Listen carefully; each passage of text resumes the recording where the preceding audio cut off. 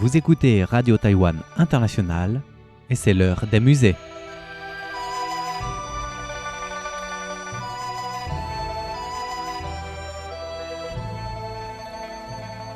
Chers amis, bonjour. Vous êtes bien à l'écoute de l'heure des musées, l'émission qui vous ouvre les portes de l'art et de la culture chinoise. La semaine dernière, nous avons plongé dans l'univers studieux de nos chers Ag, ces jeunes princes de la dynastie Qing, dont l'instruction rigoureuse nous a impressionnés.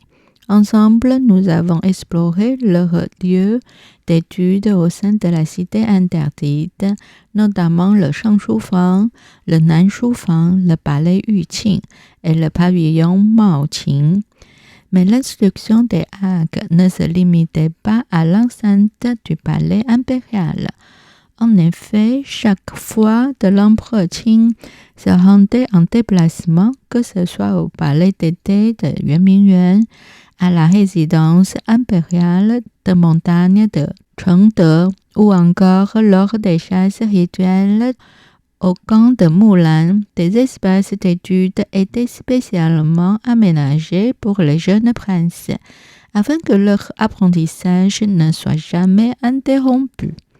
Tout au long de nos émissions, nous suivons une même logique. De nombreux exemples sont illustrés par des images accompagnées d'explications et de commentaires. Image 1. Poème impérial sur les 40 scènes de Yuanmingyuan dans les profondeurs du monde caché. Parmi les 40 scènes de Yuanmingyuan dans les profondeurs du monde caché, occupait une place particulière, située à l'intérieur de la porte du jardin de la félicité, dans la zone des portes du palais jardin de la parfaite brillance. Cette scène fut qualifiée par l'empereur Qianlong de « lieu d'étude de mon enfance partagé avec mes frères ». Sous le règne de l'empereur Yongzheng, alors qu'il résidait fréquemment au jardin impérial de Yuanmingyuan, cette salle servit de lieu d'étude pour les Ag, les jeunes princes. Elle fut donc surnommée le Shangshufang de Yuanmingyuan, c'est-à-dire la salle d'études impériale du jardin. Image 2. Poème impérial sur les 40 scènes du Yuanmingyuan, clair de lune sculpté et nuages dissipés. Le clair de lune sculpté et nuages dissipés, situé sur la terrasse des pivoines au sein du jardin de Yuanmingyuan, fut le lieu où le jeune Qianlong rencontra pour la première fois l'empereur Kangxi, alors qu'il n'avait que 12 ans. Sous le règne de Yongzheng et de Qianlong, le jardin fut l'objet de vastes agrandissements achevés vers 1744. S'inspirant des 36 scènes du palais d'été de Chengde, Qianlong fit désigner 40 scènes à Yuanmingyuan, pour lesquelles il composa personnellement des poèmes, renommant alors la terrasse des pivoines en clair de lune sculpté et nuages dissipés.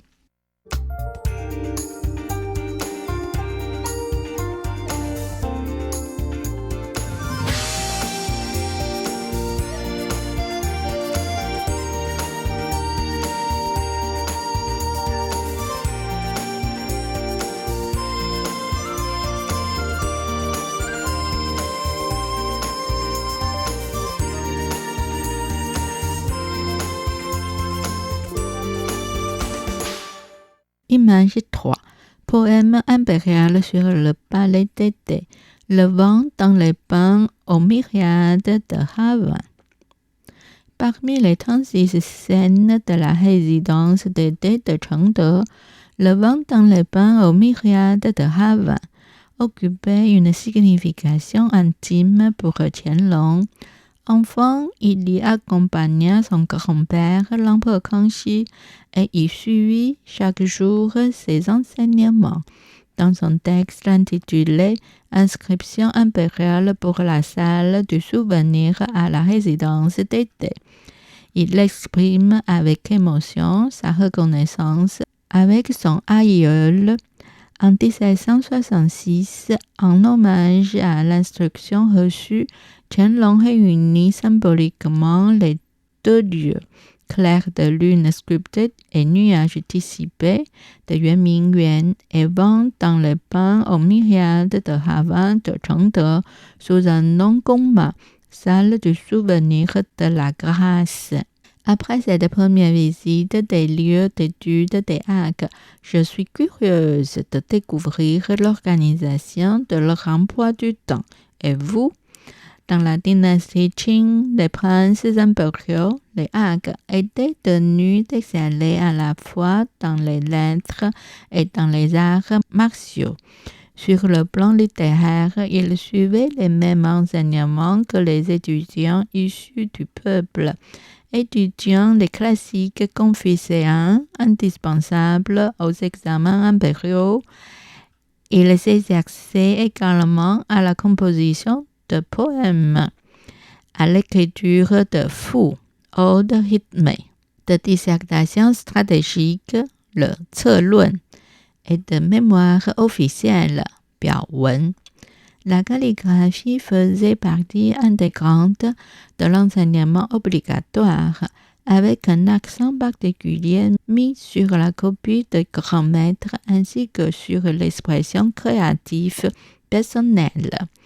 Dans la quatrième partie de cette série, les créations des arts, nous aurons l'occasion d'explorer plus en détail cet aspect fondamental de leur formation. Merci de votre patience et de votre fidélité. Par ailleurs, l'apprentissage du mandchou et du mongol était indispensable pour tous les arts, un peu comme l'apprentissage d'une langue maternelle ou régionale aujourd'hui. Enfin, les arts martiaux, en particulier l'équitation et le tir à l'arc, formaient le cœur de leur formation militaire, correspondant en quelque sorte au cours d'éducation physique de notre époque. Merci de vous référer à l'image 4 pour admirer l'allure héroïque d'un général du Grand Qing à cheval peint par le missionnaire italien Lang Shining. Image 4. A Yuxi balayant les bandits à la lance. A Yuxi, date de naissance et de décès inconnue, est un mongol Zhenggar qui se soumit à la cour des Qing avant de combattre pour elle.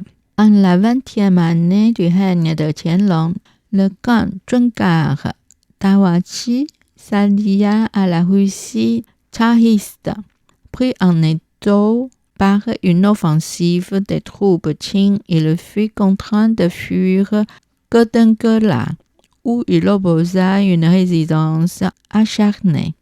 C'est là qu'Ayushi mena une attaque nocturne et claire de cavalerie sur le champ rebelle Zhenggar, provoquant leur débâcle.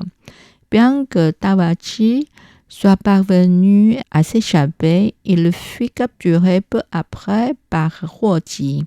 Ayushi fut salué pour sa bravoure au combat et l'empereur ordonna à Giuseppe Castiglione, Lang Shining, de réaliser un portrait à l'huile ainsi qu'une grande peinture intitulée « Victoire au camp militaire ».